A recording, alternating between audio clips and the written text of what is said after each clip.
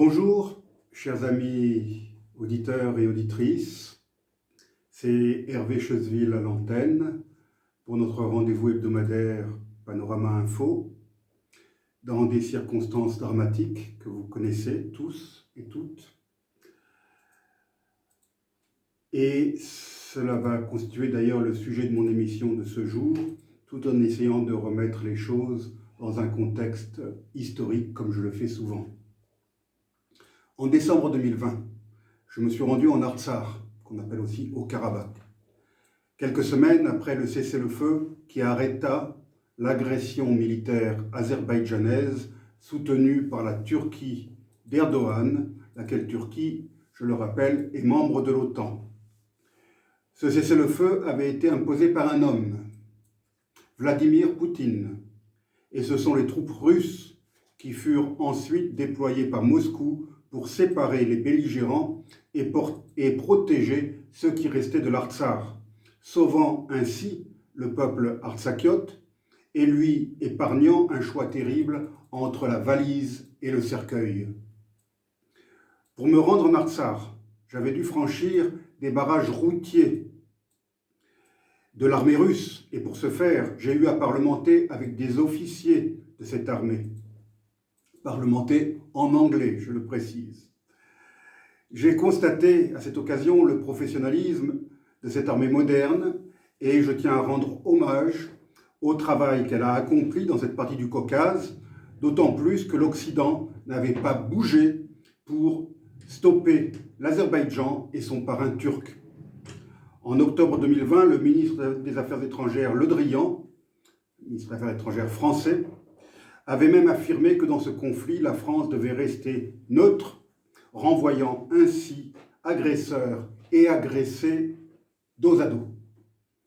Jeudi 24 février dernier, j'ai appris, avec stupéfaction et effroi, comme vous tous, que cette même armée russe avait, sur ordre de Vladimir Poutine, commencé à bombarder et à envahir un État souverain, l'Ukraine. Je ne trouve pas de mots assez durs pour condamner cette agression. Depuis lors, mes pensées sont en permanence du côté des plaines de l'Ukraine et je pense beaucoup aux victimes de ce conflit qui pouvaient être évitées, qui auraient dû être évitées. Je persiste à affirmer que les États-Unis et l'OTAN ont, dans cette affaire, joué avec le feu. Pourquoi avoir orchestré la sécession du Kosovo, berceau historique de la nation serbe, créant ainsi un dangereux précédent? On notera d'ailleurs que cette indépendance du Kosovo n'a pas été reconnue par de nombreux pays, au premier rang desquels l'Espagne. Si le Kosovo a droit à l'indépendance, quid de la Catalogne, de la Corse ou de l'Écosse? Les peuples de ces dernières contrées ont d'ailleurs en ce domaine un dossier autrement plus solide que celui des Kosovars, qui ne sont pas les véritables autochtones de cette province historiquement serbe. Depuis l'affaire des missiles soviétiques, les États-Unis imposent de manière inique un blocus à Cuba, et ce depuis 6 décennies. Si la présence de tels missiles sur une île proche des côtes de la Floride était intolérable pour Washington, pourquoi le déploiement éventuel de troupes et de missiles de l'OTAN en Ukraine devrait-il être acceptable pour Moscou? En octobre 1983, les États-Unis avaient d'ailleurs envahi un autre État souverain, l'île de la Grenade, dont le régime était jugé par Washington trop pro-Cuba et trop pro-soviétique. C'était l'époque du président Ronald Reagan. Pourquoi l'occupation du tiers du territoire d'un État membre de l'Union européenne, Chypre, depuis 1974, par un autre État membre de l'OTAN, ne suscite-t-elle pas davantage d'indignation alors que celle de la Crimée, depuis 2014, est jugée inacceptable? Rappelons que la Crimée est russe depuis la fin du XVIIIe siècle, depuis aussi longtemps que la Corse est française. Tout en condamnant sans réserve l'invasion de l'Ukraine par la Russie, je reste persuadé qu'il convient aussi de tirer les leçons du passé et de ne pas oublier les lourdes responsabilités des États-Unis et de l'OTAN dans ce tragique engrenage guerrier. Le pacte de Varsovie, conclu le 14 mai 1955, était une alliance militaire regroupant les pays de l'Est, les pays de l'Europe de l'Est, avec l'URSS, dans un vaste ensemble économique, militaire et militaire. Nikita Khrouchtchev, qui en fut l'artisan, l'avait conçu dans le cadre de la guerre froide comme un contrepoids à l'organisation du traité de l'Atlantique Nord, l'OTAN, qui avait vu le jour 6 ans plus tôt, en avril 1949. Du fait de la chute du communisme et de la dislocation de l'Union soviétique, l'alliance issue du pacte de Varsovie fut dissoute en juillet 1991. Mais l'OTAN, elle, perdura. Je dirais même qu'elle prospéra, puisqu'elle intégra de plus en plus d'États. Aujourd'hui, l'OTAN comprend tous les anciens pays satellites de l'URSS, autrefois membres du pacte de Varsovie: Pologne, Hongrie, Roumanie, Bulgarie. Le 31 décembre 1992, la Tchécoslovaquie s'est scindée en 2 États indépendants et depuis, tant la République tchèque que la Slovaquie font aussi partie de l'OTAN. Quant à la République démocratique allemande, elle a purement et simplement disparu, intégrée au sein d'une Allemagne unie, bien sûr membre de l'OTAN.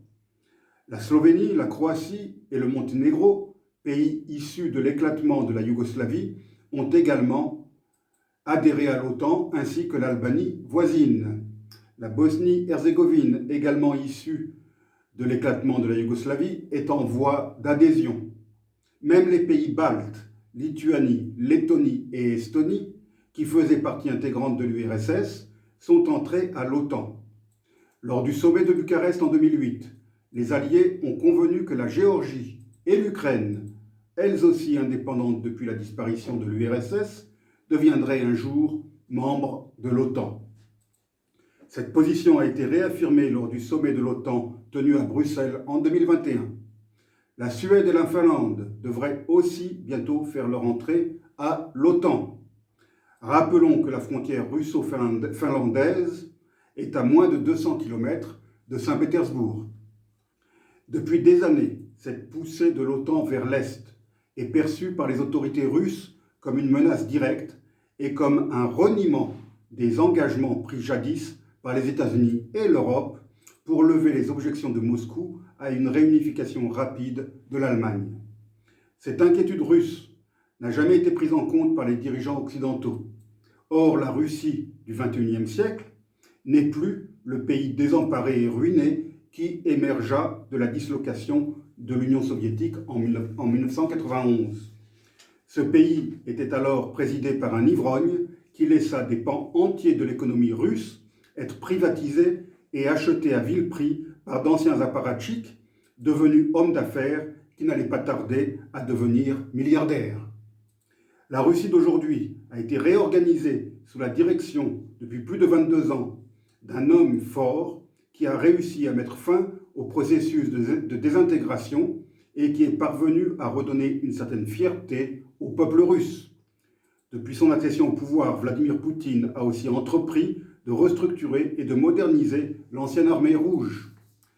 La diplomatie russe a fait son grand retour sur la scène internationale et la Russie est même intervenue à l'extérieur de ses frontières, directement en Syrie et indirectement en Centrafrique et au Mali. Poutine est bien décidé à ne plus laisser les intérêts de son pays être piétinés par les Occidentaux. C'est cet état d'esprit du dirigeant russe qui explique pour une grande part son attitude vis-à-vis de l'Ukraine, qu'il considère comme le berceau historique de la nation russe. L'entrée éventuelle de l'Ukraine à l'OTAN est pour lui totalement inacceptable, comme il n'a cessé de le répéter depuis des années. Oui, il faut condamner fermement l'agression russe contre l'Ukraine. Mais cette agression inacceptable ne doit pourtant pas nous aveugler et nous faire perdre des positions par trop manichéennes en résumant ce conflit à un affrontement inégal entre les gentils Ukrainiens et les méchants Russes. N'oublions jamais que les gentils Ukrainiens n'ont jamais mis en place pour la région russophone du Donbass l'autonomie prévue par les accords de Minsk et que eux aussi ont bombardé des zones civiles dans les parties tenues par les séparatistes, et ce depuis 2014, faisant de très nombreuses victimes civiles. N'oublions pas non plus que ces mêmes gentils Ukrainiens ont fourni des armes au phosphore blanc, interdites par les conventions internationales, à l'Azerbaïdjan, armes qui furent utilisées avec le succès que l'on sait dans sa guerre contre l'Arménie et l'Artsakh à l'automne 2020, infligeant des blessures atroces aux soldats arméniens. L'Ukraine s'est d'ailleurs ostensiblement réjouie de la victoire de l'Azerbaïdjan en novembre 2020. Pour eux, le Haut-Karabakh n'était rien d'autre qu'une région sécessionniste de l'Azerbaïdjan, comme l'était leur Donbass. Il est d'ailleurs intéressant de noter que ce sont des drones de fabrication turque qui ont permis à l'armée ukrainienne d'enregistrer quelques succès contre les blindés russes. Ces mêmes drones qui avaient été utilisés en 2020 par l'Azerbaïdjan contre l'Artsakh. C'est en ayant tout cela à l'esprit qu'il convient de tout faire pour mettre un terme à l'agression russe contre l'Ukraine, en favorisant une solution diplomatique qui prendrait en compte à la fois l'intégrité territoriale et la souveraineté de l'Ukraine et le droit à la différence des Ukrainiens russophones. Des assurances que le territoire ukrainien n'abritera jamais de bases et de missiles de l'OTAN devraient aussi être données à Moscou. La souveraineté pleine et entière de l'Ukraine pourrait fort bien s'accommoder d'une rigoureuse neutralité.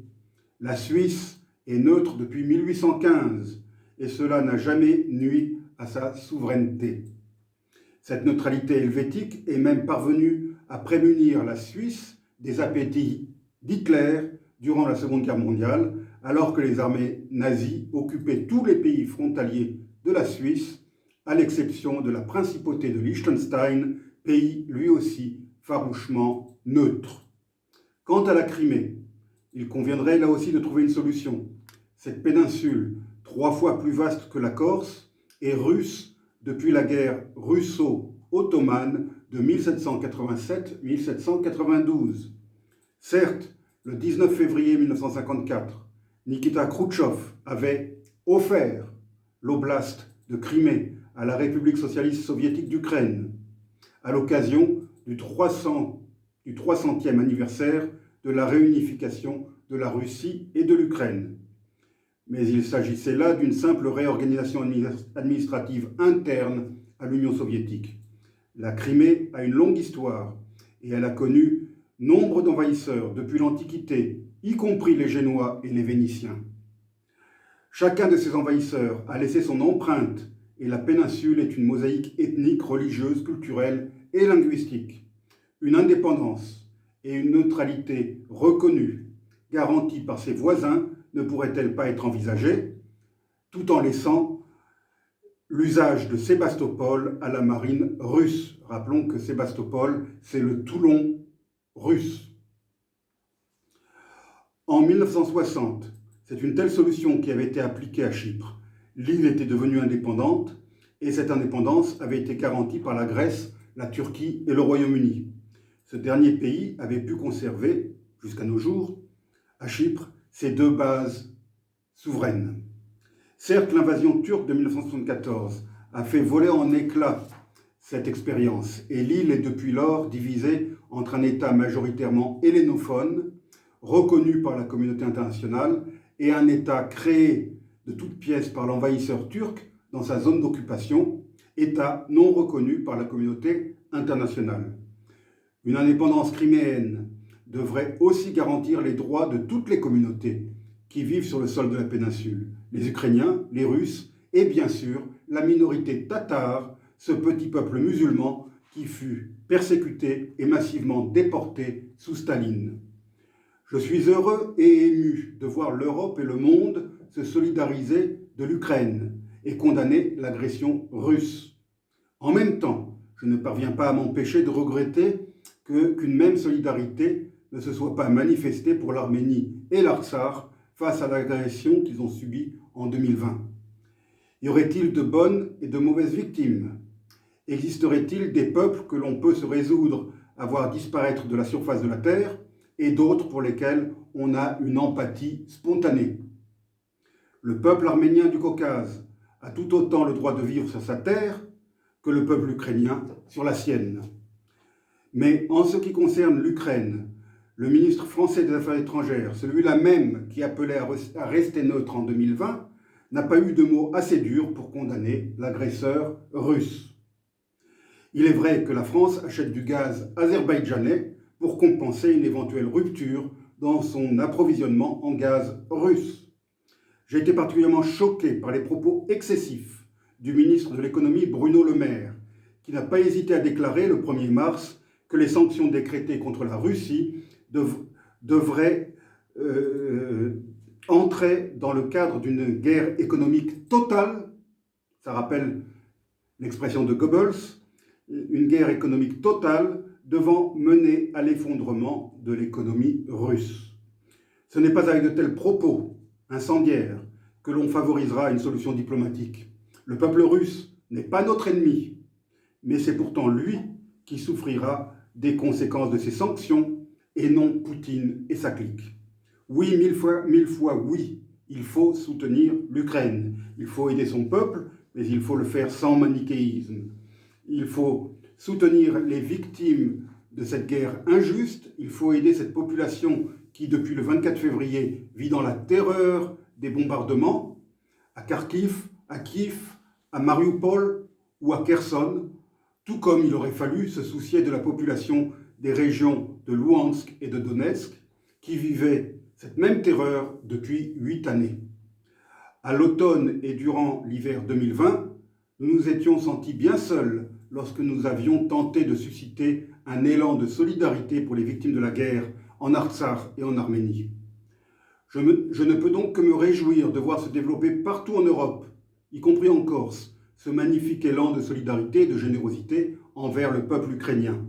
Comme tous les autres peuples du monde, le peuple ukrainien a le droit de vivre en paix sur sa terre. Pour finir, je voudrais avoir une pensée pour les soldats ukrainiens qui se battent dos au mur, mais aussi les soldats russes dont j'ai pu voir quelques images dans des vidéos ukrainiennes, des images de prisonniers, de soldats prisonniers, de soldats russes, qui expliquaient qu'ils ne savaient même pas, pour certains, qu'ils se trouvaient en Ukraine, qu'ils pensaient qu'on leur avait dit qu'ils participaient à des manœuvres, et qui sont de jeunes conscrits de 18-20 ans. Enfin, je sais que comparaison n'est pas raison, mais je suis assez vieux pour me souvenir qu'en 1982, je crois, le dictateur argentin, le général Galtieri, avait lancé une opération militaire contre les îles Malouines, que les Britanniques appellent Falklands, afin de ressouder son peuple autour de son régime, autour de sa junte, et que c'est cette opération militaire qui avait entraîné sa chute et le retour de la démocratie en Argentine. Nous ne pouvons donc qu'espérer un processus similaire dans cette grande Russie, amie de